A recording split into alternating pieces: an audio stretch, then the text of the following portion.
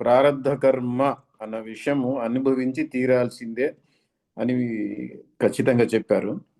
దుఃఖాలు అనుభవించడం తప్పదు కాబట్టి భక్తి అనేది ఉపశమనము.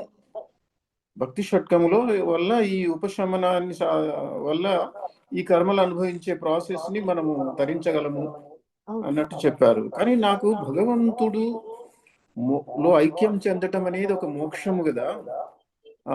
మరి నవవిధ భక్తుల ద్వారా అవి ఎలా సాధిస్తున్నారు, ఈ రెండింటికి లింక్ నాకు కొంచెం విశదీకరిస్తారని.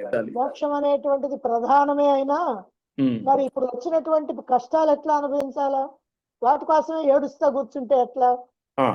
అందుకని ఎట్లాగూ అనుభవించాలి కాబట్టి ఎట్లాగూ అనుభవించే వాటిని ఎట్లా అనుభవించాలా, భక్తితో అనుభవించాలా. మళ్ళీ సంచిత కర్మల సంగతి చెప్పాం కదా. ఆ సంచిత కర్మల్ని వదిలించుకోగలిగితే మనకి మోక్షం. ఎందుకని? సంచిత కర్మలు ఉంటే అందులో నుంచి ప్రారంభం వచ్చింది, అనుభవించడానికి జన్మ వచ్చింది. జన్మ వస్తే మోక్షం లేదు, జన్మ రాహిత్యమే మోక్షం. ఇవన్నీ రెడ్యూస్ చేసుకుంటూ కర్మలు పోయినాయి అనుకోండి, ప్రారంధం రాదు. ప్రారంధం లేకపోతే జన్మ లేదు, జన్మ లేకపోతే మోక్షం. మోక్షం. అచ్చా, ఇదొక ప్రాసెస్ లాగా అన్నమాట.